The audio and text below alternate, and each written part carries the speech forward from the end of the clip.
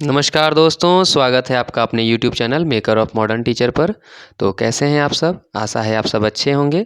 आप सबको पता है कि झारखंड शिक्षक पात्रता परीक्षा को ध्यान में रखते हुए हमने इस चैनल पर पर्यावरण अध्ययन जो कि टेट के पेपर 1 यानी कि कक्षा 1 से 5 तक के शिक्षक पात्रता परीक्षा में पूछा जाने वाला एक अनिवार्य विषय है, उसकी श्रृंखला को शुरू किया है। उसमें अभी तक हमने 3 अध्यायों को देख लिया है।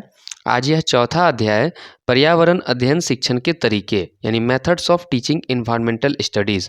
यह चैप्टर आपको न सिर्फ जेटेट सीटेट यानी कि टीचिंग एलिजिबिलिटी टेस्ट के लिए बल्कि डीएलएड करने वाले तमाम शिक्षणार्थियों को उनके सामाजिक विज्ञान शिक्षण, गणित शिक्षण, विज्ञान शिक्षण इत्यादि में डीएलएड के नोट्स बनाने में भी सहायक होंगे।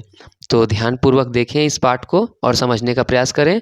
इसका अगला वीडियो में हम लोग इसके अभ्यास के प्रश्न को करेंगे। तो ज़्यादा देर न करते हुए हम लोग अध्याय को शुरू करते हैं।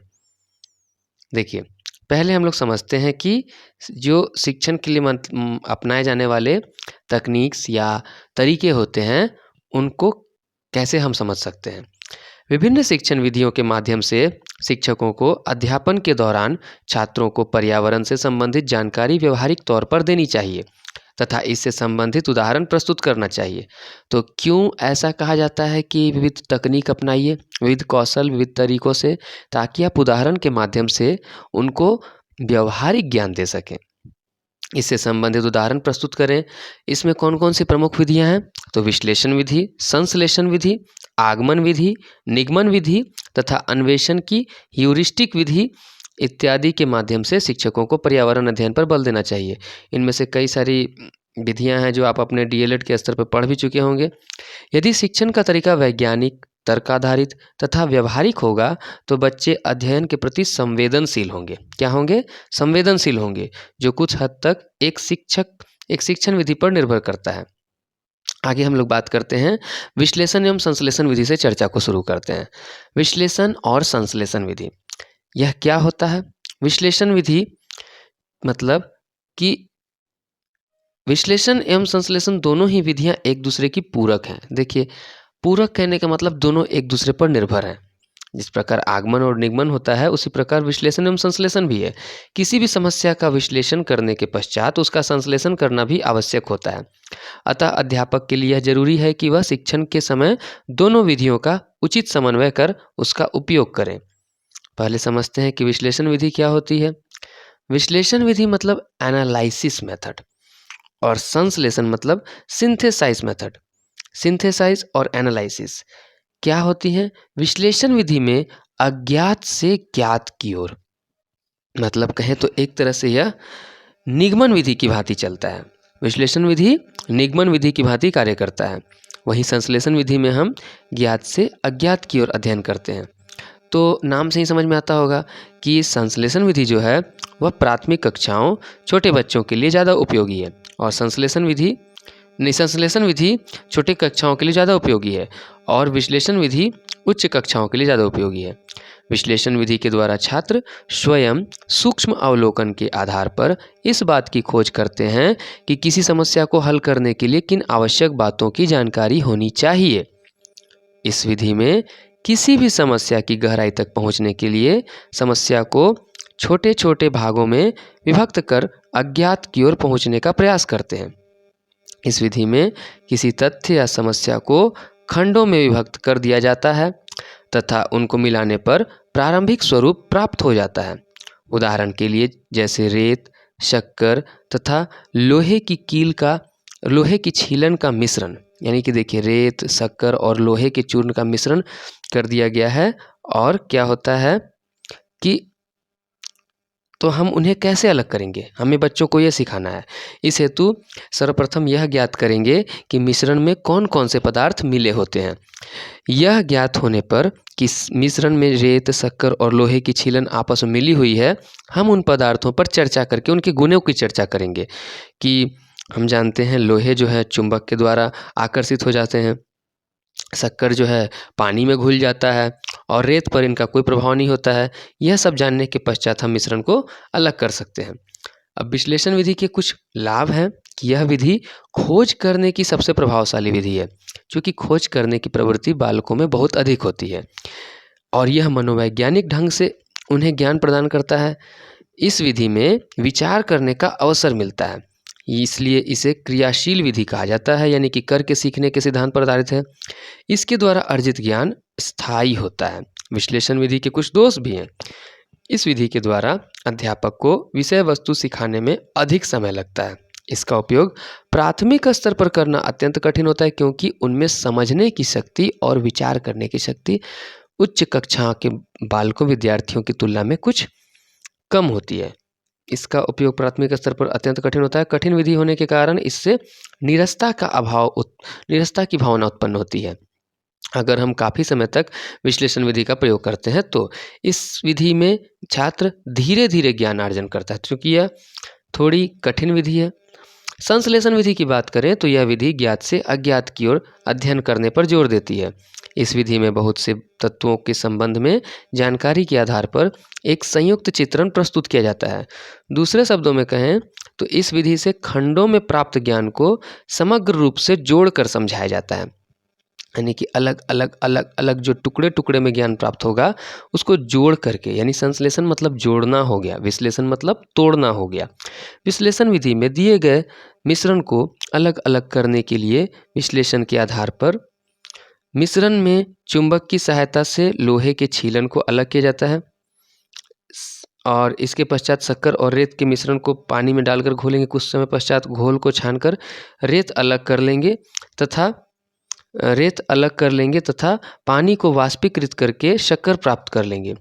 उपरोक्त संपूर्ण प्रक्रिया छात्रों की सहभागिता के साथ संपन्न की जाएगी। देखिए यहाँ विश्लेषण लिख दिया है बुक में, संश्लेषण विधि के बारे में कहा जा रहा है। ये सब संश्लेषण विधि के कुछ गुण हैं कि यह विधि काफ़ी सरल मानी जाती है। मंदबुद्धि छात्रों के लिए यह विशेष उपयोगी है। इस विधि को सिखाने में कम समय लगता है और यह सीखने की मनोवैज्ञानिक विधि है। तो ध्यान दीजिएगा इन सभी बातों को। संश्लेषण विधि के कुछ दोष भी कहे गए हैं कि इस विधि से छात्रों में तर्क और निर्णय शक्ति का समुचित विकास नहीं हो पाता है। ध्यान दीजिए क्या बोला गया, तर्क व निर्णय शक्ति का समुचित विकास नहीं हो पाता है। इस विधि में छात्र स्वयं अपने प्रयास से ज्ञान प्राप्त नहीं कर पाते, क्योंकि वो ज़्यादातर शिक्षक शिक्षिका द्वारा बताई गई बातों पर ही निर्भर करते हैं। इस विधि में पदों का अनुकरण विशेष यांत्रिक ढंग से किया जाता है। तो सबसे बड़ी बात कि यह छोटी कक्षाओं के लिए ज़्यादातर उपयोगी है। आगे हम बात करते हैं आगमन एवं निगमन विधि के बारे में। आपने पढ़ा भी होगा इंडक्टिव एंड डिडक्टिव मेथड। आगमन विधि क्या होता है कि इस विधि में अनेक अवलोकनों के आधार पर एक सामान्य नियम पर पहुंचा जाता है। मैंने पहले उदाहरण प्रस्तुत किए जाएंगे, उन उदाहरणों का अवलोकन करके विद्यार्थी किसी एक नियम तक पहुंचेगा। अवलोकनों, तथ्यों, गुणों की ओर ध्यान आकर्षित कराकर इस आधार पर नियम का निर्माण किया जाना आगमन विधि कहलाता है। लेंडन महोदय कहते हैं कि जब कभी हम छात्रों के सम्मुख बहुत से तथ्य, उदाहरण या वस्तु प्रस्तुत करते हैं और फिर उनके स्वयं के निष्कर्ष निकलवाने का प्रयत्न करते हैं, तब ऐसे में हम शिक्षण प्रणाली की आगमन विधि का प्रयोग करते हैं। यह किनका कथन है? लेंडन महोदय का। इस विधि का प्रयोग करते समय अध्यापक को छात्रों को नियमों, सिद्धांतों, परिभाषाओं आदि को पहले से नहीं बताते हैं। इस विधि में मुख्यतः 3 सूत्रों का प्रयोग करते हैं: विशिष्ट से सामान्य की ओर, ज्ञात से अज्ञात की ओर, स्थूल से सूक्ष्म की ओर। इसी को कहा जाता है प्रत्यक्ष से अप्रत्यक्ष की ओर और मूर्त से अमूर्त की ओर। ध्यान दीजिएगा, इस विधि द्वारा शिक्षण करते समय छात्र अध्यापकों के निम्न पदों का प्रयोग करते हैं। उदाहरण, इस पद में छात्रों के सम्मुख एक ही प्रकार के विभिन्न उदाहरण प्रस्तुत किए जाते हैं। दूसरा, निरीक्षण। इसके अंतर्गत जो विद्यार्थी होते हैं वह उदाहरणों का निरीक्षण करते हैं और किसी एक अंतिम परिणाम पर या निर्णय पर पहुंचने का प्रयास करते हैं। सामान्यीकरण, जो बच्चे समझ पाए हैं इनमें छात्र प्रस्तुत उदाहरण का निरीक्षण करके किसी सामान्य नियम को निर्धारित कर पाते हैं, वही जो बच्चे समझ पाए हैं। सत्यापन, सामान्यीकरण के पश्चात छात्र या विद्यार्थी अन्य उदाहरणों की सहायता से नियम का स्वयं ही सत्यापन करते हैं। पहले क्या किए, हम उदाहरण प्रस्तुत किए, उदाहरण को देख करके उन्होंने क्या किया, उसका निरीक्षण किया, निरीक्षण करके उन्होंने मन में एक नियम बनाया और उस नियम के आधार पर फिर एक उदाहरण को स्वयं हल करने का प्रयास किया। यह हो गया सत्यापन। आगमन विधि के दोष गुण की बात की जाए तो आगमन विधि के कुछ गुण हैं कि इस विधि के जरिए बालकों में आत्मविश्वास पैदा होता है। इस विधि में बालकों में रटने की प्रवृत्ति कम होने लगती है क्योंकि ज्ञान स्थायी होने लगता है। यह विधि छोटी कक्षाओं के लिए विशेष उपयोगी व उचित है। वैज्ञानिक विधि के होने के कारण यह छात्रों में वैज्ञानिक दृष्टिकोण विकसित करती है। ठीक है। रटन विद्या का विरोध करती है विधि। आगमन विधि के दोष भी हैं कि इस विधि द्वारा सीखने में छात्रों को अधिक समय लगता है तथा परिश्रम भी अधिक करना पड़ता है। उच्च कक्षाओं के लिए यह विधि अधिक उपयोगी नहीं है। यह विधि स्वयं में पूर्ण नहीं है क्योंकि नियम व सिद्धांत निकालने के पश्चात ही कार्य समाप्त हो जाते हैं। क्योंकि कहा जाता है ना कि एक बात है कि हर एक पाठ आगमन विधि के द्वारा नहीं पढ़ाया जा सकता है। अब हम बात करते हैं निगमन विधि की। यह आगमन विधि की विपरीत प्रक्रिया है। समझ में आया? निगमन का अर्थात हो गया जाना। इसमें सामान्य नियम के आधार पर किसी विशेष परिस्थिति के लिए परिणाम निकाला जाता है। इस प्रकार निगमन आगमन का पूरक है। इस विधि में छात्रों को नियम बता दिए जाते हैं, उसके पश्चात उदाहरण प्रस्तुत किए जाते हैं। लेंडन ने कहा कि निगमन विधि द्वारा शिक्षण क्षेत्र में सबसे पहले परिभाषा या नियम सिखाया जाता है, फिर उसके अर्थ को स्पष्ट किया जाता है तथा अंत में तथ्यों के प्रयोग से उसे पूर्णतः स्पष्ट किया जाता है। इस विधि द्वारा शिक्षण करते समय निम्न पदों का अनुसरण करते हैं। जैसे क्या क्या? पहले नियम या परिभाषा बताएंगे कि अध्यापक छात्रों को नियम या परिभाषा पहले बता देंगे। प्रयोग का उदाहरण जो बताए हैं उसका एक उदाहरण देंगे जो नियम के आधार है। बताए गए नियम या परिभाषा के सत्यापन के लिए प्रयोग कार्य करेंगे। विशेष या संगत उदाहरण देना, निष्कर्ष निकालना। इसके अंतर्गत उदाहरण या प्रयोग के माध्यम से विद्यार्थी निष्कर्ष निकालते हैं। सत्यापन, इसके जरिए छात्र प्रयोग या उदाहरण की सहायता से सत्यता की परीक्षण करते हैं। निगमन विधि के गुण। निगमन विधि के गुण की बात की जाए, यह विधि उच्च कक्षाओं के लिए उपयोगी है। इस विधि का प्रयोग समस्त विषयों में आसानी से किया जा सकता है। इस विधि को सीखने में छात्रों को कम समय लगता है तथा परिश्रम भी कम करना पड़ता है। यह विधि उच्च कक्षाओं के लिए अधिक उपयोगी है, निगमन विधि। ठीक है ना। प्रयोग समस्त विषयों में आसानी से किया जा सकता है इसका, और इस विधि को सीखने में छात्रों को कम समय लगता है क्योंकि अगर वो फॉर्मूले को याद कर लेता है, माने आत्मसात कर लेता है, तो कहते हैं कि उसे अपने अंदर आत्मविश्वास भी बढ़ जाता है। अनेक छात्रों को एक ही समय में सिखाया जा सकता है, लेकिन इसके दोष हैं। दोष क्या हैं? बालकों को रटने के लिए थोड़ा बाधित करता है क्योंकि फॉर्मूला तो रटना पड़ेगा, सूत्र। यह विधि छात्रों में दूसरों पर निर्भर रहने की मानसिक भावना विकसित करती है। इस विधि से छात्रों के वैज्ञानिक दृष्टिकोण का उचित विकास नहीं हो पाता क्योंकि वे रट करके याद किए हैं। यह विधि विद्यार्थियों में खोज की प्रवृत्ति और अन्वेषण की भावना को हतोत्साहित करती है, यानी उत्साह नहीं करती है, नहीं बढ़ावा देती है। आगमन और निगमन विधि एक दूसरे के पूरक हैं। आगमन विधि निगमन विधि से उन्नत एवं अधिक लाभप्रद है क्योंकि यह छोटी कक्षाओं के बच्चों को अधिक अच्छे और स्थायी तरीके से ज्ञान प्रदान करती है। लेकिन वास्तविक रूप से दोनों विधियां एक दूसरे की पूरक हैं। किसी भी नियम के प्रयोग का सफल प्रतिपादन दोनों विधियों के संयुक्त रूप से प्रयोग करने से ही संभव है। मतलब अगर कहा जाए तो सफल विधि तभी होगा जब दोनों एक संतुलित रूप में प्रयोग किए जाए, संयुक्त रूप से। एक सामान्य नियम के अनुसार दोनों विधियों में से सर्वप्रथम आगमन विधि का प्रयोग करते हैं और उसके बाद निगमन विधि का प्रयोग करते हैं। एक ह्यूरिस्टिक विधि है जिनके नाम आता है हेनरी आर्मस्ट्रॉन्ग। ध्यान दीजिए, हेनरी आर्मस्ट्रॉन्ग का नाम आता है, जिन्होंने इसका आधार हर्बर्ट स्पेंसर के इस कथन पर रखा कि बालकों को जितना संभव हो कम बताया जाए या बताया ना जाए और उनको जितना अधिक संभव हो सके खोजने को प्रोत्साहित किया जाए। देखिए, ये कथन पूछा जाता है कि किनके द्वारा कहा गया है? हर्बर्ट स्पेंसर के द्वारा। इस विधि का प्रमुख उद्देश्य बालकों में खोज की प्रवृत्ति का उदय कराना है। बालकों के समक्ष इस प्रकार का वातावरण प्रस्तुत किया जाता है ताकि वे स्वयं अपने से नए तथ्य तथा नई खोज निकालते हैं। इस विधि में बालक पर ज्ञान ऊपर से लादा नहीं जाता, उन्हें स्वयं सत्य की खोज के लिए प्रेरित किया जाता है। इसमें अध्यापक का कर्तव्य है कि छात्र को यानी विद्यार्थी को अपनी तरफ से कम बताएं और उसे अधिक खोजने का अवसर प्रदान करें। ह्यूरिस्टिक विधि में अध्यापक की भूमिका क्या है? इस विधि में अध्यापक की भूमिका केवल एक मार्गदर्शक की होती है। अध्यापक ही छात्रों के समक्ष समस्याएं उत्पन्न करते हैं, प्रस्तुत करते हैं और उसके हल के लिए विद्यार्थियों को प्रोत्साहित करते हैं तथा आवश्यक सामग्री जुटाते हैं। उनके प्रश्नों के उत्तर देते हैं। वह बालकों की समस्याओं का समाधान करते हैं। वह अपनी ओर से छात्रों की किसी भी समस्याओं का केवल हल ही नहीं बल्कि हल खोजने का मार्ग भी प्रस्तुत करते हैं। तो मार्गदर्शक के रूप में कहा गया है ह्यूरिस्टिक विधि में शिक्षकों को। ह्यूरिस्टिक विधि में कौन कौन से पद या चरण अपनाए जाते हैं? पहले, समस्या की उपस्थिति। अध्यापक जो है छात्रों के समक्ष किसी समस्या को प्रस्तुत करते हैं। तथ्यों की खोज, इसमें छात्रों को समस्याओं से संबंधित तथ्यों को इकट्ठा करने के लिए प्रेरित किया जाता है। परिकल्पनाओं का निर्माण, इसमें छात्र तथ्यों के आधार पर समस्या के हल का अनुमान लगाते हैं। उसके बाद छात्र परिकल्पनाओं का परीक्षण, परीक्षा विभिन्न तथ्यों के आधार पर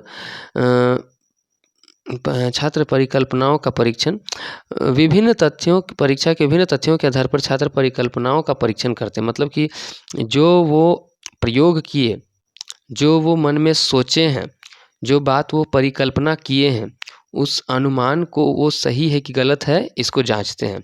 छात्र नियम का निर्धारण और फिर अंत में नियम का निर्माण किया जाता है। ह्यूरिस्टिक विधि के गुण की बात करें तो इस विधि में बालक जो भी ज्ञान प्राप्त करते हैं वह स्वयं अपने प्रयास से करते हैं, अतः यह ज्ञान उनके मस्तिष्क में अस्थायी ज्ञान देता है। तो ह्यूरिस्टिक विधि अस्थायी ज्ञान प्राप्त देता है। यह एक वैज्ञानिक प्रणाली है। इसमें छात्र को निरीक्षण, स्वमूल्यांकन के पर्याप्त अवसर मिलते हैं। इस विधि में विद्यार्थी समस्त कार्य कक्षा में ही समाप्त कर लेते हैं, अतः गृह कार्य की समस्या नहीं उठती। इस विधि में बालक की शारीरिक एवं मानसिक क्रियाओं में समन्वय स्वाभाविक ढंग से संपन्न होता है। यह विधि छात्र को आत्मनिर्भर बनाने में सक्रिय भूमिका निभाती है। यह विधि पाठ्यपुस्तक को बोधगम्य तथा सरल बना देती है। ह्यूरिस्टिक विधि के दोष की बात करें तो ह्यूरिस्टिक विधि के दोष जो दिए गए हैं कि यह विधि प्राथमिक स्तर के लिए अधिक उपयोगी नहीं है, क्योंकि उस स्थिति में, उस स्तर पर बच्चों में इतना अधिक सोचने की क्षमता का विकास नहीं हो पाता है। यह विधि केवल उच्च कक्षाओं के लिए उपयुक्त मानी जाती है। यह विधि व्ययपूर्ण है, समय भी अधिक लगता है और खर्च भी अधिक होता है और सुसज्जित प्रयोगशाला चाहिए। यह विधि व्यक्तिगत शिक्षण के लिए अधिक उपयुक्त है, सामूहिक शिक्षण के लिए अधिक लाभकारी नहीं होती है। इस विधि द्वारा शिक्षण करने के लिए विशेष प्रतिभा की आवश्यकता होती है। इस विधि में समय के अपव्यय होने की अधिक संभावना होती है। अब पेस्टालॉजी के द्वारा जो अपनाए जा रही एक विधि है भ्रमण विधि। रूसो एमिल नामक विद्वान बालक को भ्रमण द्वारा शिक्षा देना चाहते थे। रूसो की एक पुस्तक है, उसमें उन्होंने एमिल नाम के एक बालक को शिक्षा देने के लिए इस विधि का प्रयोग किया। रूसो का कहना था कि बालक को घर में अथवा कक्षा में पुस्तक पढ़वाकर बुनियादी शिक्षा नहीं दी जा सकती। बालक भ्रमण करके ही वस्तुओं का स्वाभाविक ज्ञान प्राप्त कर सकता है। वॉल्टर महोदय का कहना है कि पर्यावरण विषय के ज्ञान के लिए विद्यार्थियों को वस्तुओं का स्वयं निरीक्षण करने तथा उनको अपने स्वाभाविक रूप में देखने के लिए अवसर मिलना चाहिए। इसके लिए भ्रमण एक महत्वपूर्ण साधन माना जाता है। भ्रमण केवल इसलिए नहीं कराया जाना चाहिए कि उसे कराना एक दायित्व है, बल्कि इसमें औपचारिकता न होते हुए तथ्यात्मकता होनी चाहिए।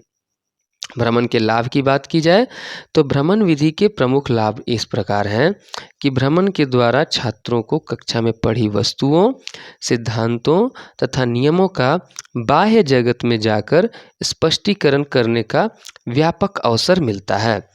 भ्रमण के द्वारा विद्यार्थियों में विज्ञान के प्रति विशेष रुचि उत्पन्न की जाती है।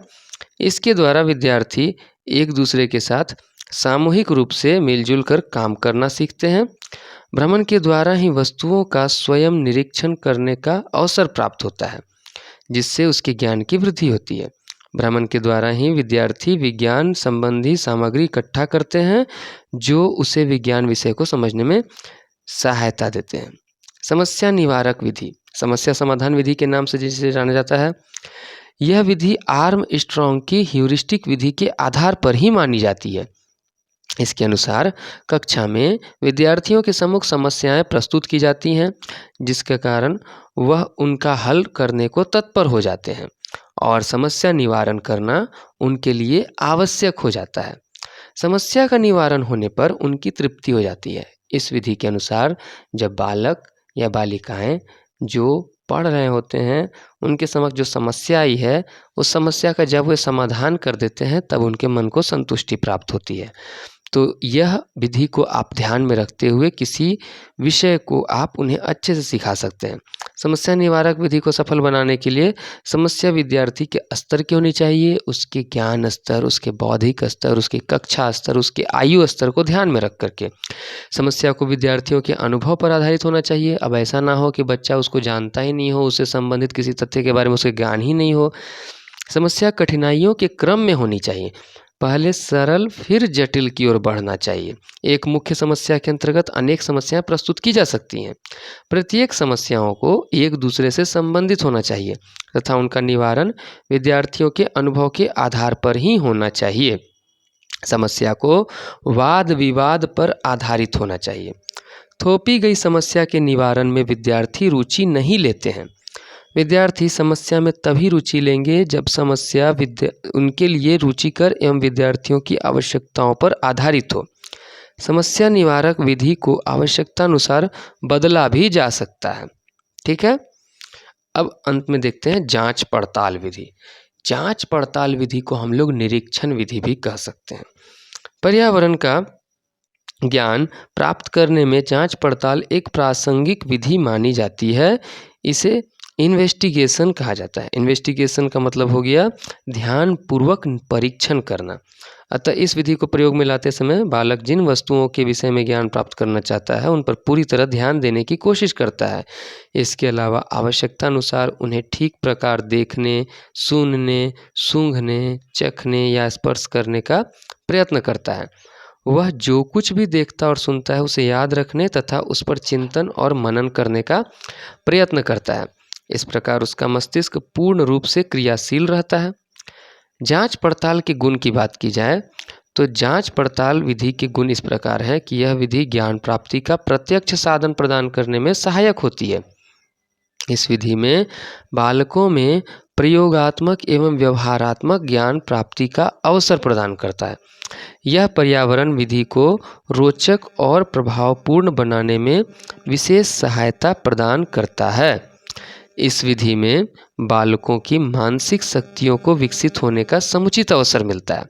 ठीक है, जांच पड़ताल के दोष की बात की जाए तो जांच पड़ताल के दोष इस प्रकार हैं कि इस विधि द्वारा व्यवस्थित एवं सुनियोजित ज्ञान की प्राप्ति संभव नहीं हो पाती है।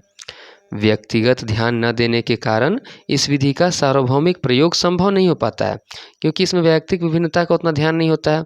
इस विधि द्वारा पाठ्यक्रम समय पर समाप्त करने में कठिनाई उत्पन्न होती है, यानी कि थोड़ी लंबी विधि है, इसीलिए समय अधिक लेती है। अब अंत में समझ लेते हैं विज्ञान क्लब। प्रत्येक विद्यालय में पर्यावरण अध्ययन या विज्ञान अध्ययन के लिए एक प्रयोगशाला यानी विज्ञान क्लब आवश्यक है। पाठ्य सहगामी क्रियाओं के अतिरिक्त विज्ञान एवं पर्यावरण विषयों में रुचि उत्पन्न करने की दिशा में विज्ञान क्लब का एक महत्वपूर्ण स्थान है। विज्ञान क्लब के माध्यम से स्थिर और गतिशील पदार्थ बनाकर अथवा आकर्षक चित्र एवं चार्ट तैयार कर विभिन्न जटिल धारणाओं का आयोजन, विज्ञान वाटिका, विज्ञान प्रदर्शनी जैसी प्रतियोगिताओं का आयोजन विज्ञान क्लब के अंतर्गत करके विज्ञान विषयों के प्रति रुझान बढ़ाया जा सकता है। विभिन्न वैज्ञानिक विषयों पर निबंध एवं तत्कालीन भाषण जैसी प्रतिस्पर्धाएं छात्रों में प्रभावशाली अभिव्यक्ति जागृत करने में उपयोगी सिद्ध होती हैं।